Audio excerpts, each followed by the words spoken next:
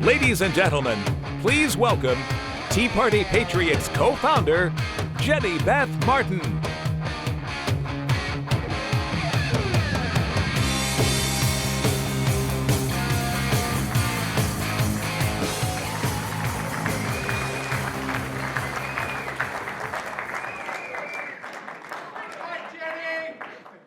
Thank you guys so much for being here today. We've had an incredible day.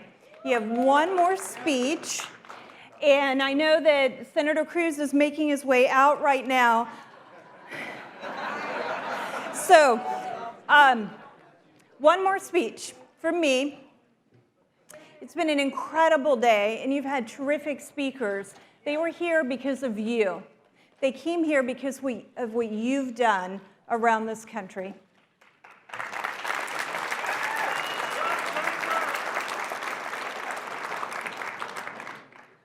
We want an America where personal freedom is cherished and all Americans are treated equally so that everyone can pursue the American dream. Nearly everyone you talk to will tell you they want that too. A lot of Americans think they already have that. But when you're targeted by the IRS, when you learn that your government is listening to your phone calls or making you buy health insurance you don't want or need, or that our nation is $17 trillion in debt, which means every American share is $50,000. You realize Washington may not cherish freedom at all. That's why America needs us. And that's why we formed Tea Party Patriots. And today, of all days, I had an experience that proves our work is more vital than ever.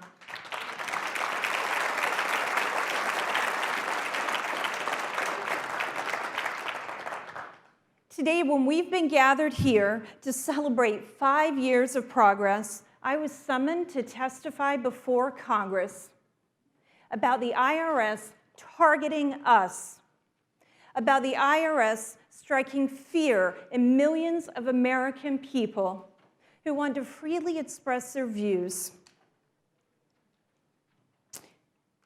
And after waiting 3 years, 2 months, and 10 days, less than 24 hours before I testified before Congress, the IRS granted us our 501c4 status.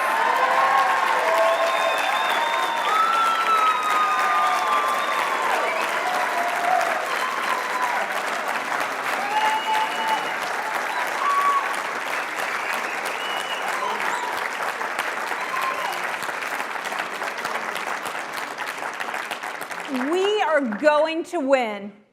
Our values, personal freedom, economic freedom, and a debt-free future will win. It starts with a simple way to fix a world of problems. We need to implement the penny plan.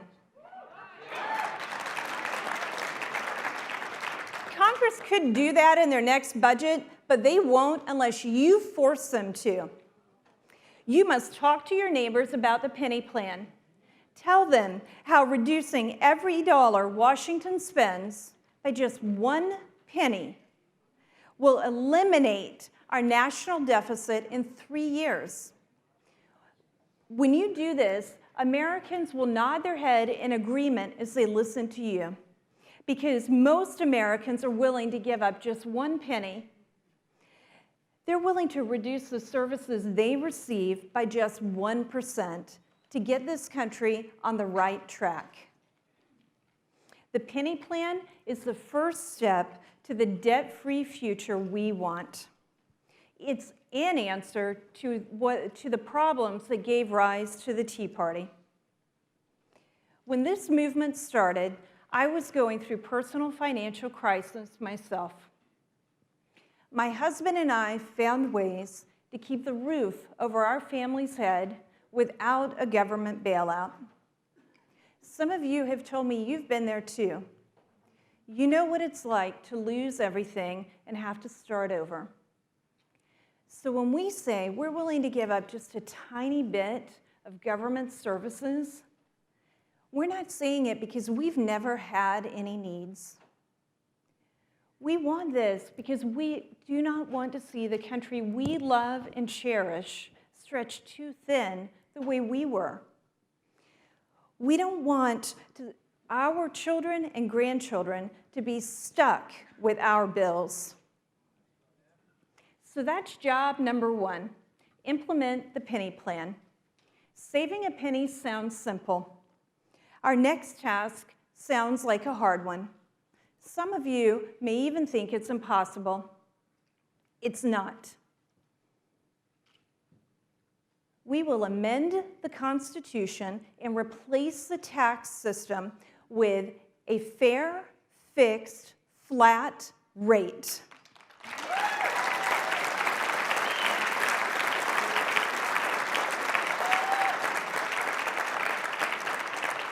An obvious benefit to doing this is that we will dump 67,000 pages of oppressive IRS regulations.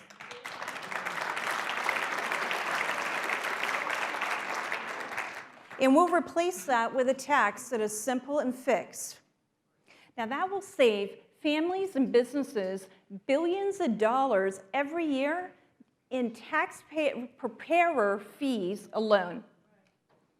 It stops the IRS from political targeting and silencing speech.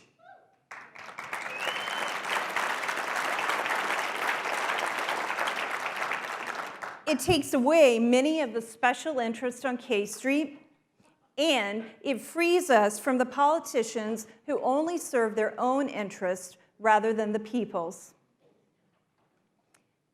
There's more to it. This will reduce taxes. And when we reduce taxes and we reduce government spending, we all have a chance to earn more money, and businesses are able to hire more people. We free people and the economy to do incredible things. As President Reagan said about reducing taxes, there is no limit to growth and human progress when men and women are free to follow their dreams. When I give in to the urge to think, wow, a constitutional amendment, it can never be done, do you know whose words I think of? President John F. Kennedy.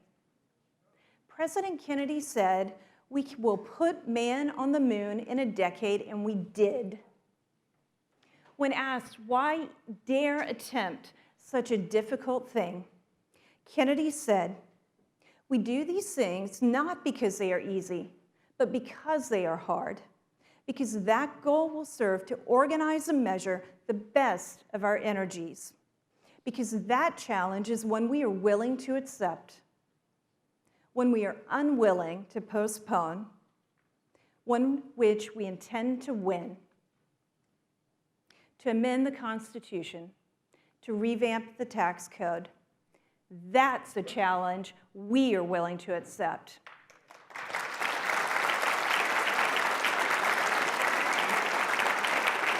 And we will win. That lofty mission starts on the ground with us. We need to teach our family and friends that it can be done. We need to make the case to our state legislatures and to Congress. It's not rocket science, and we will do this.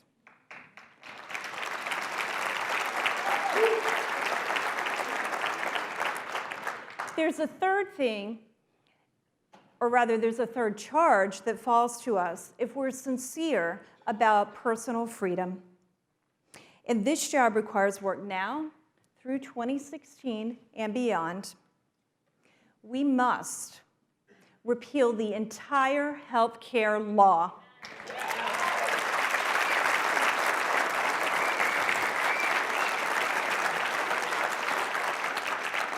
We must put choice back in the hands of people. I know I don't have to tell you what's wrong with this law, how it robs us of the freedom to choose our own doctors, and how we choose to spend our hard-earned dollars. The healthcare law also represents what concerns us most about the direction of this country. A Congress passing bills it doesn't even read. Congress exempting itself from laws it forces on us. A president creating and changing laws at will, violating our system of checks and balances.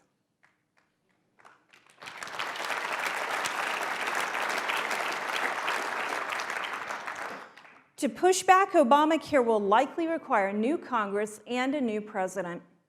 But there's something we can do now. We will work to get the Interstate Healthcare Compact passed. That would at least allow states the freedom to design healthcare programs that meet their local needs without federal interference.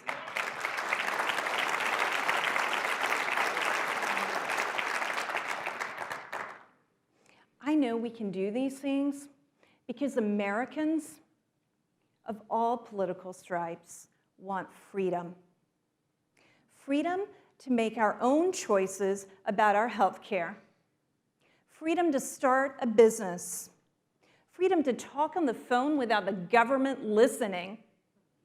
Freedom to speak about our political beliefs without the IRS interfering.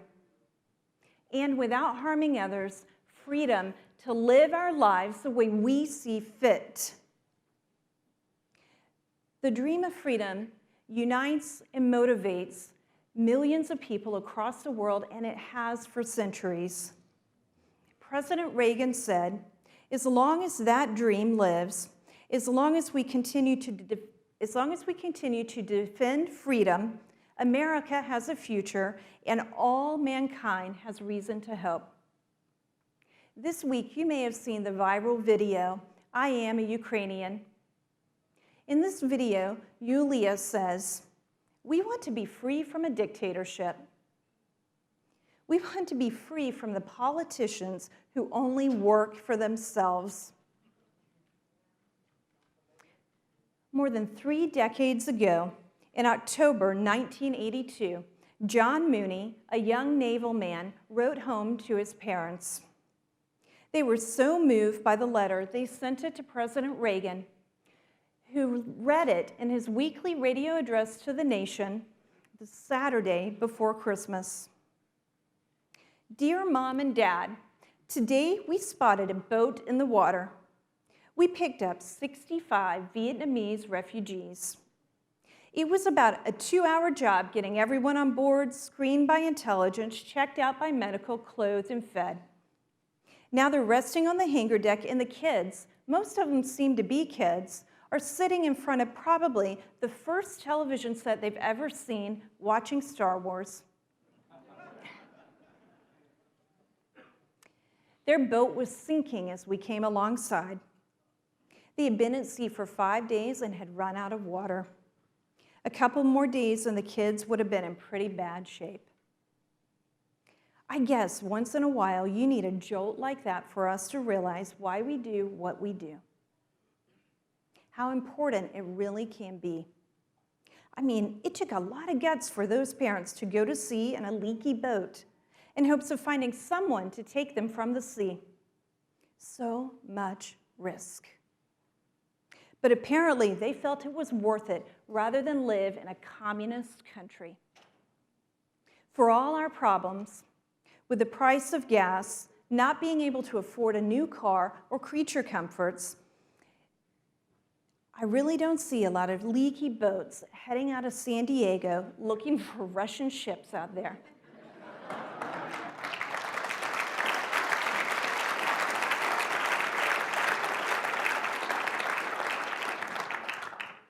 One picture blazed in my mind. As they approached the ship, they were all waving and trying as best they could to say, "Hello, America sailor. Hello, freedom man." It's hard to see a boat like that full of people and not get a lump somewhere between your chin and belly button. And it really makes one proud and glad to be an American. People were waving and shouting, choking down lumps, trying not to let other brave men see their wet eyes. A lieutenant next to me said, "Yeah, I guess it's payday in more ways than one. We got paid today, and I guess no one could say it better than that."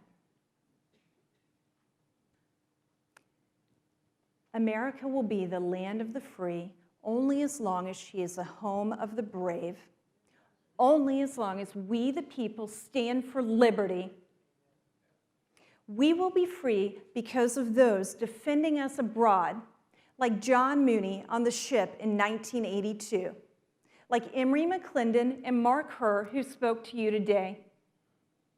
We have lasting freedom because we've been blessed with presidents like Abraham Lincoln, who fought to free the slaves, like John F. Kennedy, who challenged us to go higher and be stronger, like Ronald Reagan, who fought to release those behind the Iron Curtain.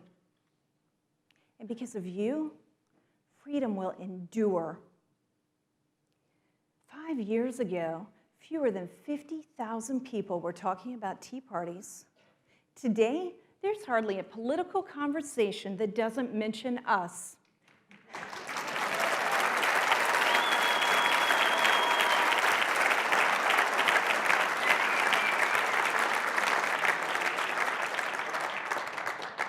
Heck, we're even in House of Cards where we're the strange ones because we don't murder and cheat. I see how far we've come, and I know what we can do in the months and the years ahead. Thank you so much for coming here to Washington, for being part of this celebration. I don't know when we'll see each other again. Next year. Probably the next time Congress does something really bad, though, and we have to have another rally.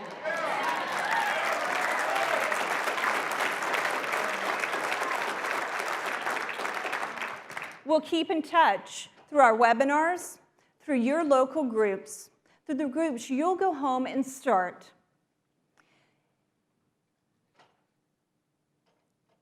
I've seen how much determination you've shown. We've celebrated only just a few of the thousands of accomplishments you've had. And I know why you do this work. In the evenings, on the weekends, and at 2 o'clock in the morning. For the same reason I do. We dream of an America that lives up to her promise. Our dreams are so lofty because we do cherish personal freedom. And we know our work isn't done until everyone, especially those we elect to represent us, cherish freedom too. And most of all, we do this work because we care about our legacy, because it's our responsibility to leave a debt-free nation with enduring freedom so our children can soar in pursuit of their American dream.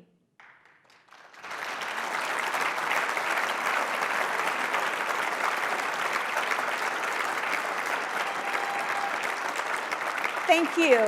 Thank you so much. God bless you. God bless the United States of America.